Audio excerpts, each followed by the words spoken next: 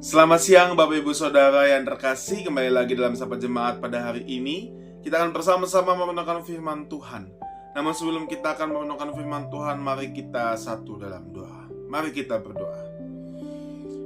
Kami mengucap syukur ya Tuhan, pada hari ini kami kembali rindu disapa oleh kebenaran firman Tuhan.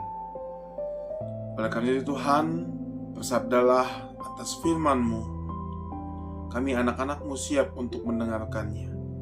Dalam nama Yesus Kristus kami berdoa. Amin.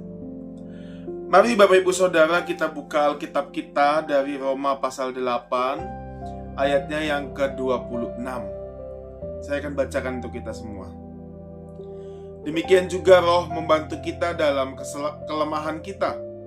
Sebab kita tidak tahu bagaimana sebenarnya harus berdoa.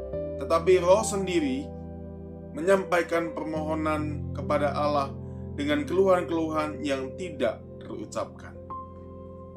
Demikian Bapak Ibu pembacaan Alkitab kita pada siang hari ini. Baik Bapak Ibu Saudara, kita akan melanjutkan tentang tema di minggu hari yang kemarin, tentang doa. Bapak Ibu, seringkali doa itu dijadikan alat untuk mengendalikan Allah. Maka doa itu bukan sebenarnya alat untuk mengendalikan Allah. Yang terjadi Bapak Ibu, seringkali kita datang kepada Allah dengan daftar harapan-harapan kita. Kita berhadapan dengan Allah dan kita menginginkan segera Allah itu bekerja sesuai dengan waktu, sesuai dengan cara yang kita inginkan. Maka tanpa sadar dari situlah Bapak Ibu, doa itu dapat berubah menjadi usaha mengendalikan Allah itu sendiri. Padahal Bapak Ibu, Yesus sendiri mengajarkan kepada kita tentang doa yang berbeda. Kalau kita lihat Bapak Ibu di Taman Getsemani, ia berkata, "Bukan kehendakku, melainkan kehendak-Mu lah yang jadi." Artinya apa Bapak Ibu? Doa itu bukan pertama-tama mengubah kehendak Allah menjadi kehendak manusia, tetapi mengubah hati manusia agar semakin selaras dengan kehendak Allah. Dan di dalam doa, kita seharusnya belajar mempercayakan hidup kita, bukan menguasai masa depan. Dan dalam doa Bapak Ibu, kita seringkali diminta untuk menunggu. Dan menunggu bukan berarti Allah itu sedang diam saja. Salah satu pergumulan terbesar dalam hidup adalah ketika doa seolah itu tidak dijawab. Kemudian kita mulai bertanya, mengapa Tuhan diam? Dalam Roma 8 tadi mengingatkan bahwa kita diselamatkan justru di dalam pengharapan. Pengharapan justru hadir ketika sesuatu belum terlihat. Dan jika semuanya sudah kita miliki, kita tidak lagi membutuhkan pengharapan. Itu yang cenderung Bapak Ibu kita lakukan.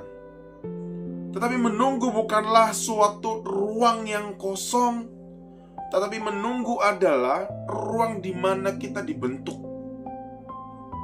Dalam masa penantian itu, Allah sedang memperluas kapasitas hati kita untuk menerima kasih-Nya dengan cara yang lebih dalam daripada sekedar menerima apa yang kita minta.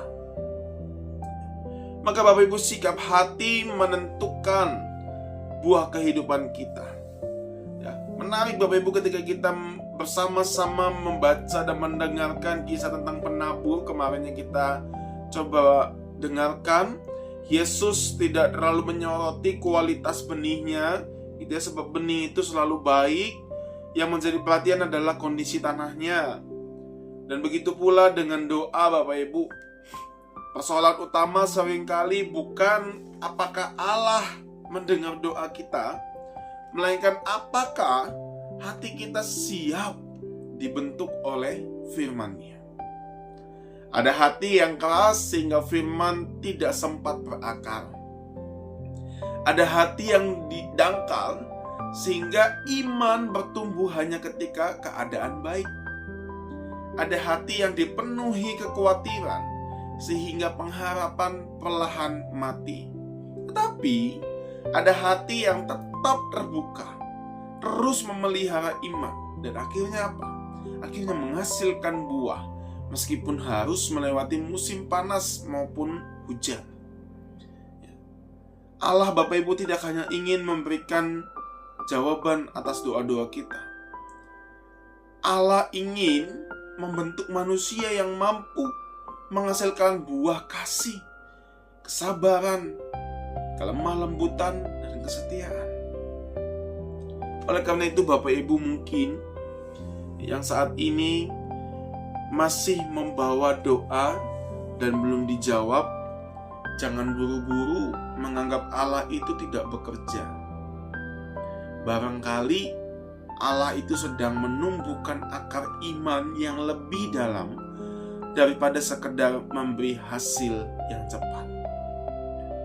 Ketika doa dan pengharapan berjalan bersama, kita akan menemukan bahwa mukjizat terbesar bukan hanya keadaan yang berubah Bapak Ibu, melainkan manusia yang semakin menyerupai Kristus.